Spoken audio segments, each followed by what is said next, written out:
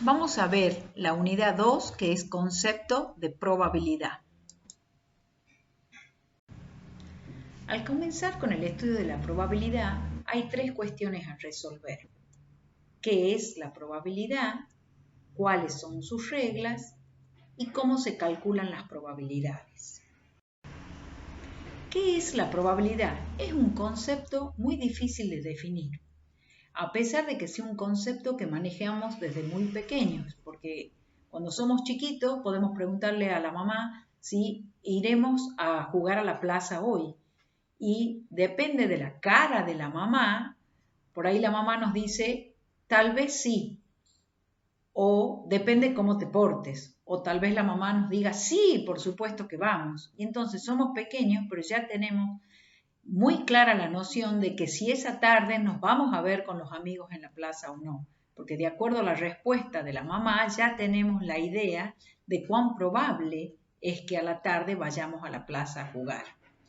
Bueno, con respecto a la probabilidad hay tres interpretaciones filosóficas o ideas que han tratado de definir la probabilidad.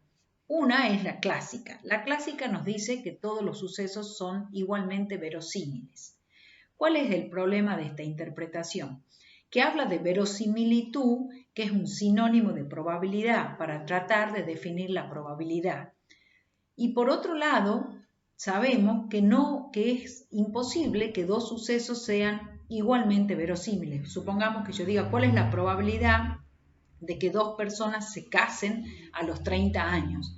Aunque hagan la misma carrera, aunque tengan las mismas posibilidades y demás, sabemos que no es muy común que tengan la misma probabilidad de casarse a los 30 años. Otra corriente o interpretación de la probabilidad es la frecuencialista. Esta asocia a la definición de probabilidad la frecuencia relativa, o sea, el número de veces que ocurre un evento en una larga repetición de cierto experimento. Por ejemplo, cuando yo tiro la moneda, ¿cuál es la probabilidad de que salga cara? Bueno, sabemos, ¿sí?, que si tiramos muchas veces la moneda, la mitad de las veces obtendremos cara. Ahora, esta interpretación no sirve para todos los sucesos de la vida real. Se imaginan, por ejemplo, si yo quiero calcular la probabilidad de que una mujer, su próximo hijo sea varón. No puede embarazarse un número considerable de veces para ver cuál es la probabilidad de que su próximo hijo sea varón. O sea, no se aplica a todos los sucesos de la vida real. Y hay otra interpretación, la subjetiva, donde la probabilidad depende del sujeto. Y ahí todavía tenemos más problemas, porque dos sujetos es muy difícil que coincidan en probabilizar todo el mundo que nos rodea. Entonces, como ninguna de estas interpretaciones ha llegado a una definición acabada de probabilidad, desde la matemática vamos a dar una definición axiomática de probabilidad.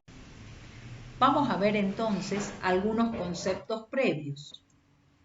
Vamos a definir un experimento aleatorio como un proceso cuyo resultado no se conoce de antemano. Se puede proporcionar el conjunto de resultados posible, que es el espacio muestral, pero no sabemos qué se puede obtener. Por ejemplo, cuando yo tiro una moneda, yo sé que puede salir cara o puede salir sello, pero no tengo certeza de qué saldrá en la próxima tirada de moneda. Entonces, el experimento aleatorio lo vamos a denotar con la letra E y al espacio muestral lo vamos a denotar con la letra S. Por ejemplo, se lanza una moneda, es el experimento aleatorio, el espacio muestral, cara, sello. Otro experimento puede ser observar el número de accidentes en una planta industrial durante un año y el conjunto de resultados posibles, 0 accidente, 1, 2, etc. Vamos a ver que los espacios muestrales se clasifican en discretos si contiene un número finito o infinito numerable de elementos. Por ejemplo, si yo arrojo un dado, los resultados posibles son 1, 2, 3, 4, 5, 6.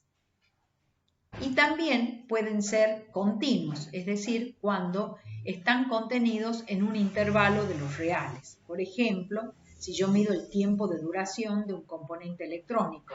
Este puede ser un intervalo que va de 0 a infinito.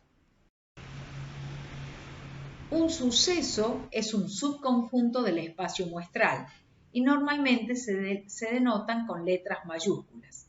Por ejemplo, si yo tengo el experimento, si arroja un dado, el espacio muestral es del tipo discreto porque toma valores 1, 2, 3, 4, 5, 6, o sea, toma un número finito de valores, y un suceso puede ser obtener un número par, que serían los elementos 2, 4, 6, o puede ser si obtiene un número impar que toma los valores 1, 3, 5. Gráficamente vamos a utilizar los diagramas de Venn, donde el espacio muestral va a ser este rectángulo y luego tenemos los subconjuntos que van a tener una forma determinada, donde yo puedo tener el conjunto A, el conjunto B, que sería, y puedo tener la intersección de los sucesos. Vamos a ver ahora cómo calcular las probabilidades. O sea, estábamos queriendo definir las probabilidades y ahora vamos a ver cómo podemos calcular las probabilidades. Entonces, supongamos que tiramos un dado, que sea nuestro experimento aleatorio, y el espacio muestral asociado a ese experimento es S igual a 1, 2, 3, 4, 5, 6.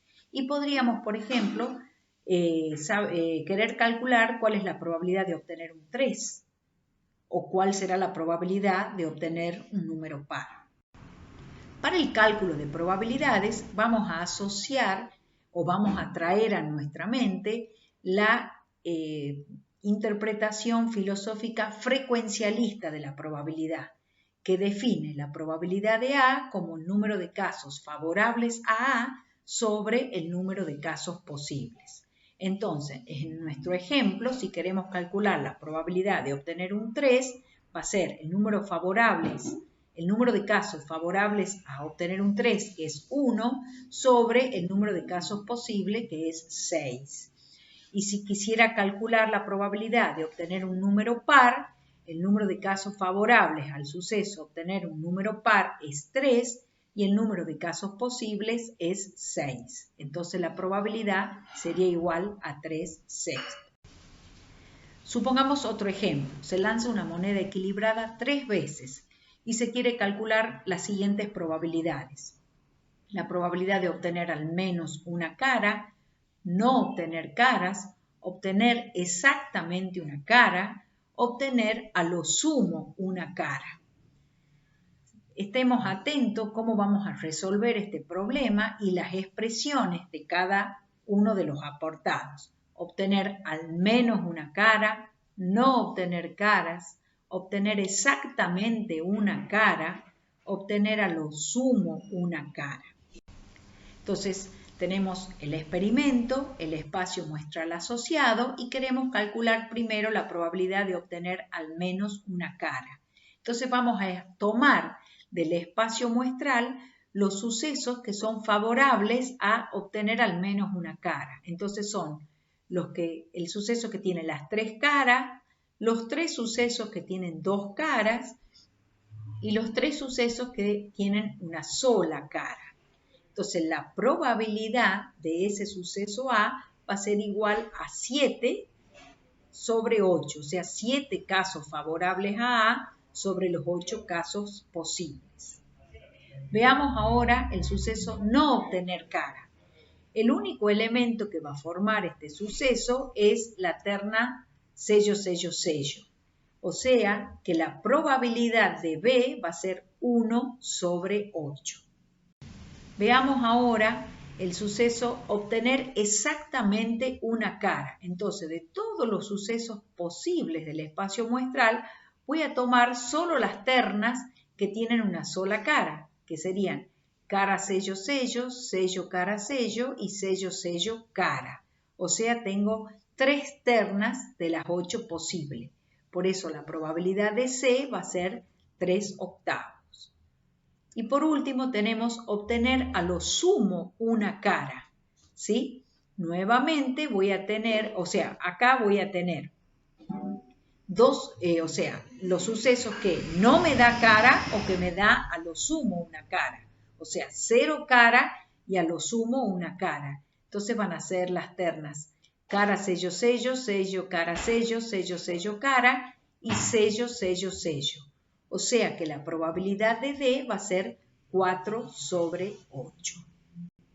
El número de casos favorables sobre el número de casos.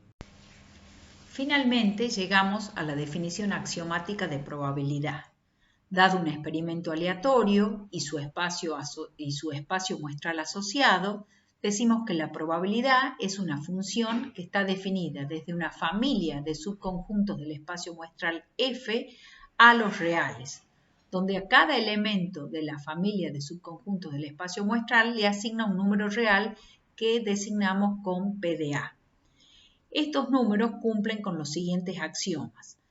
La probabilidad es no negativa, la probabilidad del espacio muestral es 1, y si se tiene una sucesión de sucesos disjuntos, es decir, A1, A2, etc., que son disjuntos de a pares, o sea, A sub I inter A sub J es igual a vacío para todo I distinto de J, entonces la probabilidad con I desde 1 infinito de los A sub I es igual a la suma de probabilidades. Y con esto damos por terminada la primera parte de la unidad 2.